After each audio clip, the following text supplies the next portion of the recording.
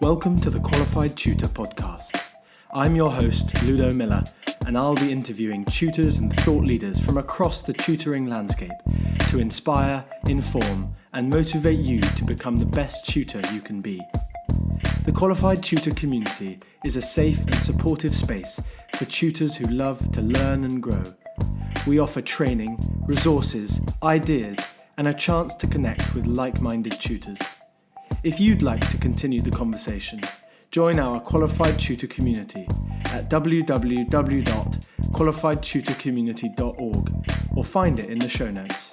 Hello and welcome to the next episode of the Qualified Tutor podcast. I'm delighted today to be joined by Georgina Green, founder of the Green Tutors agency and of the Tackling Tutoring Online Facebook network, of which I'm a part and of which there is a whole load of resources being released, especially at this time, to the 100 or 200 strong network of tutors.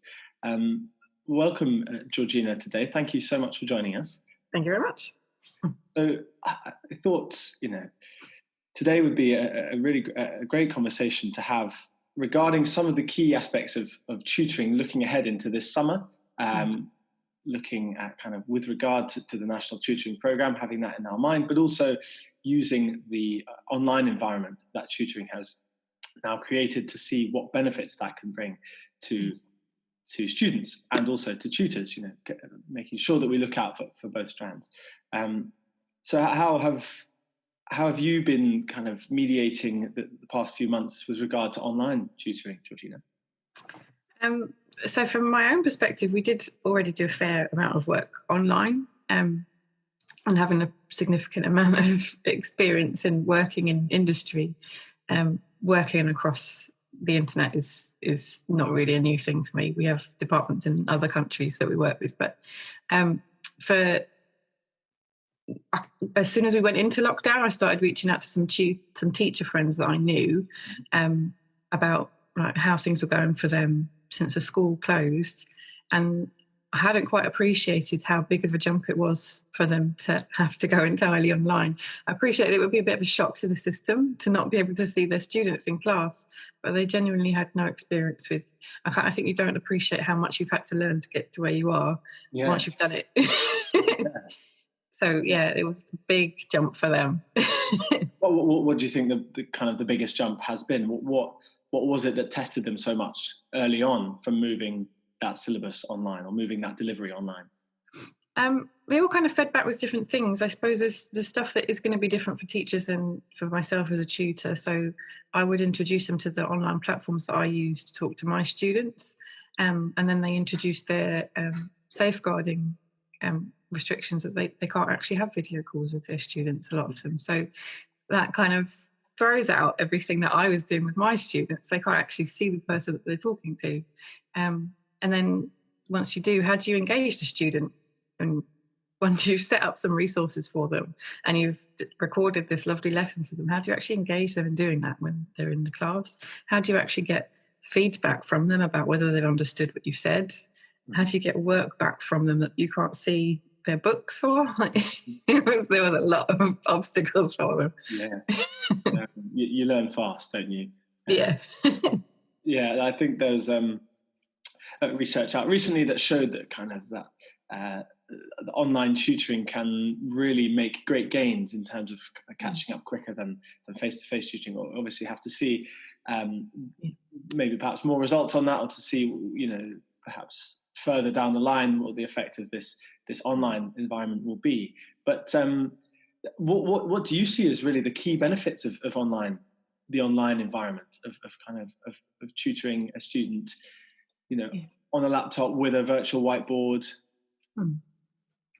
There's a lot to it. I mean, I can appreciate that there's value in actually being in the room with the student, and it's nice to be actually with them when they're learning, but it's not a requirement, and you can still build that relationship with students on the internet and through a camera. I think there's students now are much more tech savvy than the teachers themselves were as students. Like, they all know how to use their mobile phone. They can FaceTime each other, so they're quite happy to FaceTime someone else. There's an absolute wealth of resources online that you can use in your tutoring. And there's loads of things that you probably wouldn't use if you were in the classroom with them. So you can have, it can end up being a lot less teacher time. You can give the students resources to work with, let them consume that, and then come back to assess how they've understood it and then work with them on it. So you can end up helping a lot more students in a lot less time that way. Yeah. And that's going to be key, really, isn't it, for programs like the National Tutoring Programme or other programs that are launched kind of subsequently. But is that going to be able to reach as many students as possible with as effective tutoring as possible? And I think that ability to not only reach a large class size and not have all those kind of classroom management issues that you might have in a classroom where, you know, there's students kind of disrupting each other at the back or whatever, but also being able to reach students across the country or even across the world, really. You know, that's how quick it is, isn't it? And of course, there are important issues there about having an internet connection and having a computer, but but you do feel that is being slowly sort of covered and being managed. But yeah, the reach of it is really amazing, isn't it? You know, I've had, early on in lockdown, I was waking up kind of sort of very early in the morning to tutor students in China, and then you have a couple of hours, to kind of an hour or two for breakfast and sort of get yourself together, prepare for the next session, and then it would be kind of for students who just finished their learning from school in England. And you do feel that is just really one of the most amazing parts of kind of being a tutor in lockdown, was it was all happening in front of you and you felt like you were really kind of on the cutting edge of that. But moving into a topic that you do know a lot about, Georgina, what, in terms of a lot of parents and a lot of students and conversely, sort of off the back of that, a lot of tutors are really going to be preparing themselves this summer for how and the approach that they need to take to exams, these upcoming exams that have either been delayed or that are being taken in August. What do we think the situation is going to be looking like with these sort of retaken GCSEs and A-levels? Yeah. Well, obviously, it is very worrying for the people that are having to do them, but that's probably not a new thing. I can see students getting ridiculously stressed every time they have to do exams. It's the extra uncertainty around this year that makes it a bit more intimidating. But there has been quite a lot of information shared about that. Students will absolutely be doing an exam series in next summer, and they will have the option to do a full exam series in the autumn. So the results that come out this August aren't the end for the students that were supposed to take their exams this summer.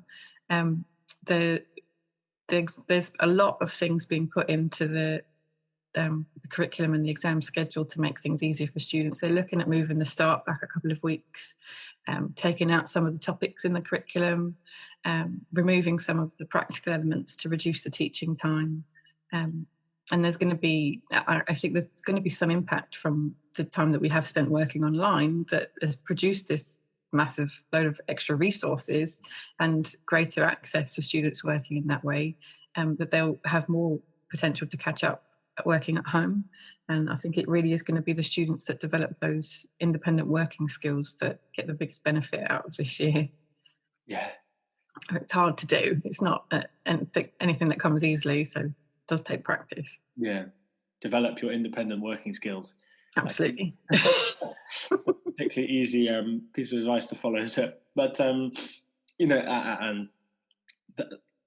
working with a tutor can really improve that independent study, can't it? Because they can give you tips for how to go off and do it by yourself, and obviously the time that a student spends working by themselves or working with their parents, that is going to be a far more effective time than that hour, let's say, they get with the tutor, because that, it's limited and there's far more hours in a day than just kind of that hour in a week, for example. But I think that's a really positive objective for students looking into this summer, isn't it? Is, those who will benefit the most, those who will do best from these retaken exams, because schools are not in, and because this summer is going to be such a hard-working summer compared to any other summer for everyone, by the way, not just for students, but talking to kind of teachers who've gone, that wonderful summer I always get gone, tutors who go, there's a bit of break, you can sort of recalibrate over summer, gone. But that's fine. We're now also used to working this busily, but it's not a problem. But yeah, for students to know that those who are able to work by themselves will capitalize the most, that's a really positive objective. But I just wanted, just before maybe we move on to what people can be doing, tutors and students can be doing this summer, I just wanted to pick up on something that you mentioned there, which I thought was really important. So if it is decided that certain modules will be removed from GCSEs and A-levels so that, that learning that was missed isn't such an issue, how can tutors keep up to date with those changes? If it is decided that modules are removed, how can tutors adapt quickly to that kind of learning or that difference in delivery? So the information, all of the information that I've got, I've taken off of the gov.uk pages and the Ofqual pages. So it's all there. It's just huge documents and not the most exciting reading. When it's decided, it's that it went through a proposal. The proposal is now closed for consultation, and the final announcement is due beginning of August, so not long. And that should be, I'm sure that will be published on those same pages. And then that will lead to the exam boards having to make any adjustments to their curricula and specimen papers required. So those will all be available online. But from the way that the proposal described it, the actual changes that get made will be down to the teachers. So there'll be optional changes. So it will be different for students in different schools. So yeah, you're going to have to rely to a degree on students giving you good information, which never goes very well. Yeah, that's not what tutors want to hear, is it? No. I'm hoping, so a lot of the time schools will publish information that's quite helpful about exam boards on their websites. And I'm very much hoping that will be the case for these changes as well, because students don't remember what they've done. Yeah. No, they don't. It's not up to them, is it, really? No. But that's a very useful point there, isn't it? Is that if you are a tutor who works with, let's say, or works very closely with a student from a particular school, or who works with several students from a school, then following their releases, social media or their press releases, will be really important. So, it's about staying up to date, isn't it? If you work with tutors who have GCSEs or A-levels this summer, it is really up to you to know what they'll be learning, and following, being part of tutor communities or Facebook groups is a really good way of keeping up to date with that. There's notification comes in, I know what the history A-level course will look like. It's really as simple as that. Whereas otherwise you're having to kind of trawl through government documents, as you said. And you can't know everything, so it's much easier with a network. Somebody else will know what you're looking for. Yeah, well, if you don't know, you post it in there, and then someone replies. Yeah. So, moving, off the back of that, really is a very similar vein. Is kind of what can tutors and students be doing this summer? How can we make use of this summer as opposed to other summers in the past where maybe we've taken kind of time off? What is it that needs to be done in this summer for tutors and students to be ready for the return to school? Well, it's not going to be popular, but like you said, everyone's having to do it. You just kind of have to suck it up and put the work in. I see it every year when you come back to start with students in September. They can't even hold their pen properly anymore. They certainly can't write a full page because they've not used any of that through the whole summer holidays, and that's 6 weeks, and it's now going to be months. So they really need to make sure that they're at the bare minimum, they should certainly be trying to read more regularly, because that helps to keep the brain active, and improving your reading skills makes a massive difference to your learning. They should certainly be trying to make sure that they've caught up with the contents of the curriculum for the exams that they'll be studying. I shared a whole bunch of that in my Facebook group, like how you can find your curriculum and how you can actually start using it effectively. But yeah, they are going to have to develop them independent learning skills. So because it takes practice to make good notes, to revise effectively, and to actually develop the focus that you need, the earlier you start, the more effective it will be. Mm-hmm. Yeah, and that's really been compounded by the fact that we've had all this learning time at home already. Yes, yeah. I think a lot of students have already used that as their summer holiday, so yeah. Too late. Yeah, exactly. Yeah.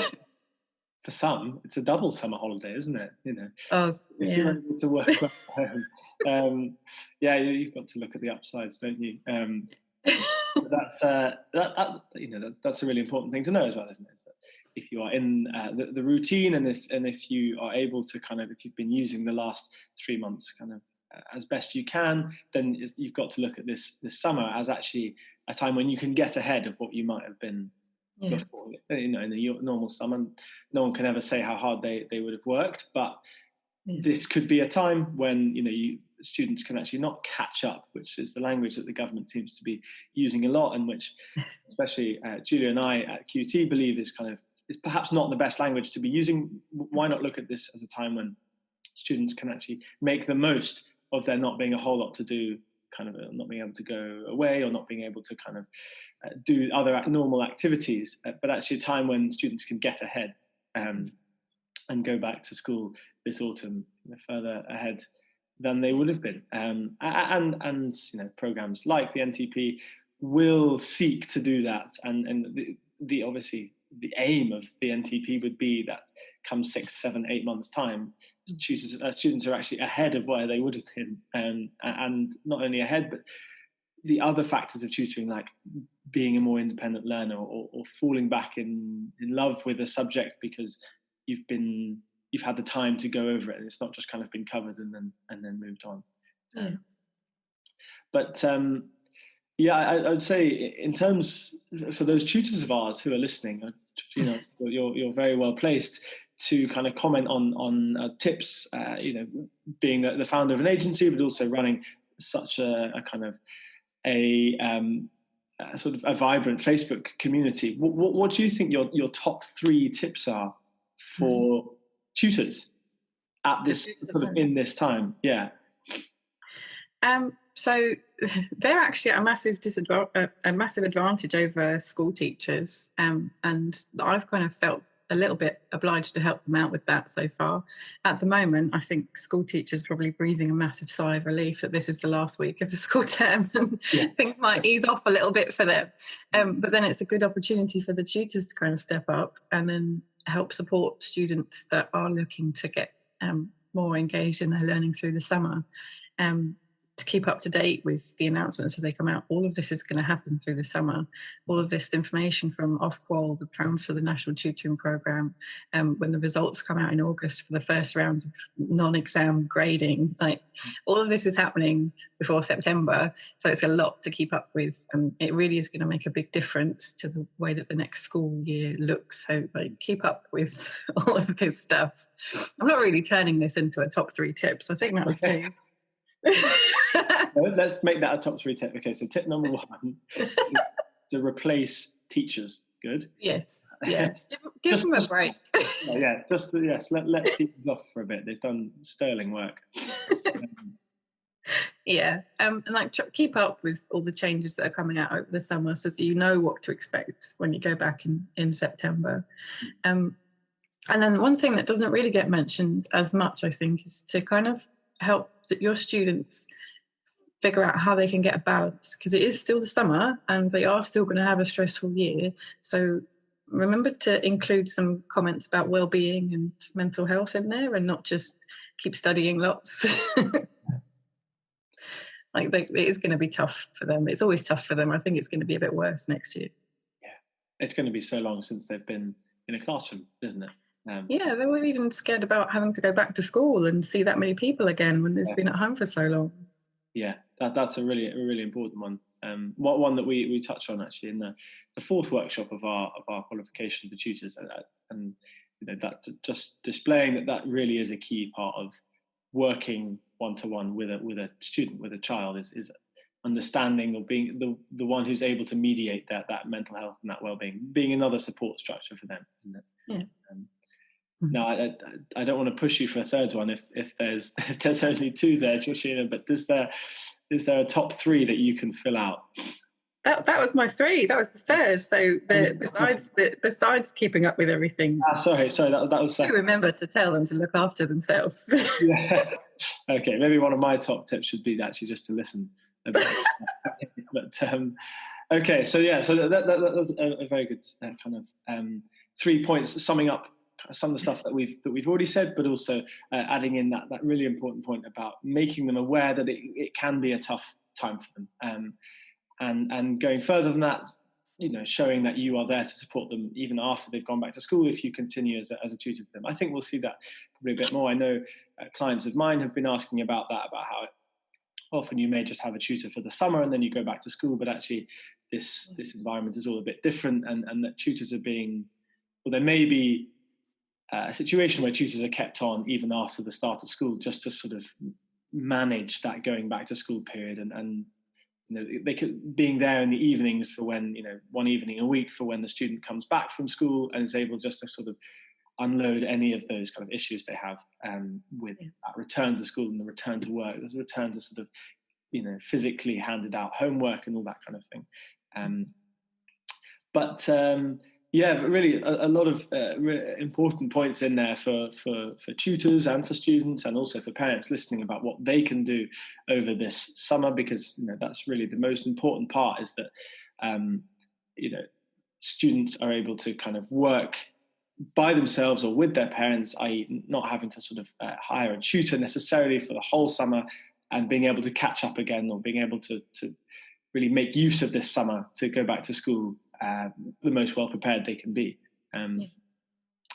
I just wanted to end really, Georgina, with what you had so what your vision really was for the Facebook group for tackling tutoring online. Obviously there's so many resources being released on there, and there's already so much kind of conversation that I've seen on there ever since I joined. But where would you like this to go, kind of leading it spilling over the summer into the next academic year?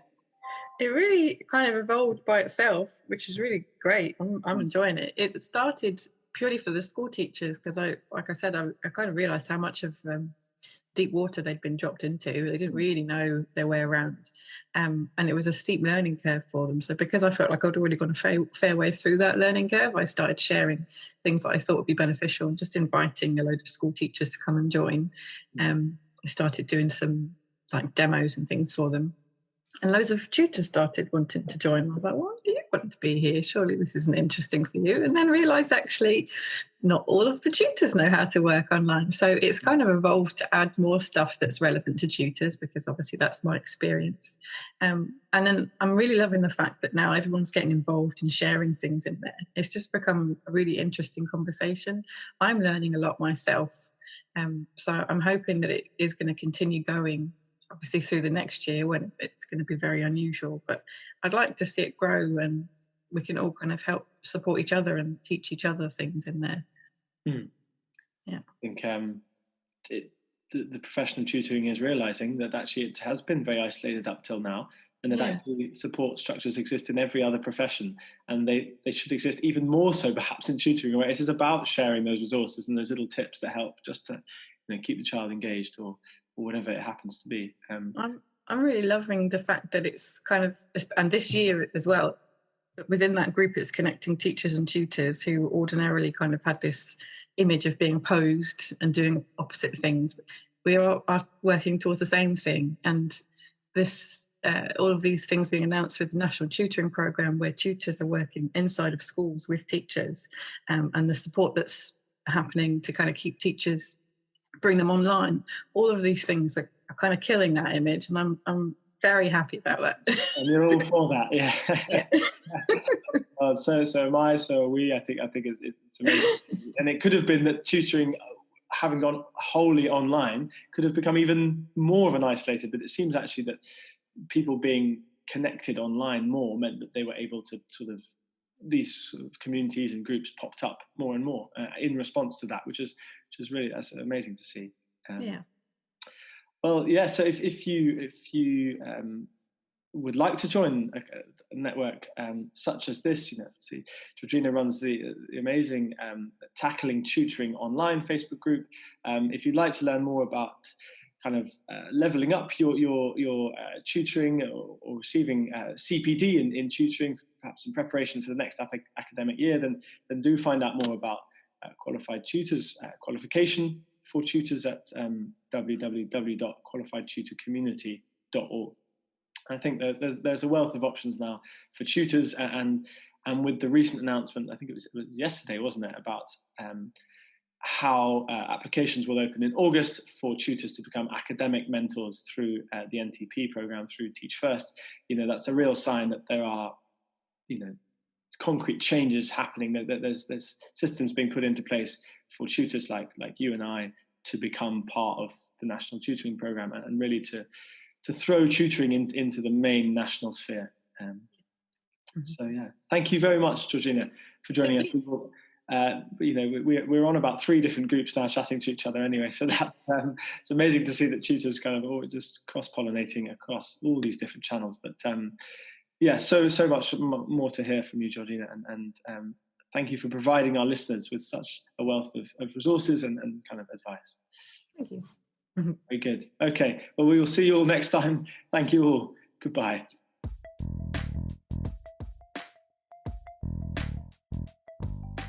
Thanks for listening to the Qualified Tutor podcast, where tutors share their expertise to support the tutoring community. If you'd like to continue the conversation, join our Qualified Tutor community at www.qualifiedtutorcommunity.org or find it in the show notes below. We exist to connect, share, and learn with you, because tutoring is a small job that makes a big difference.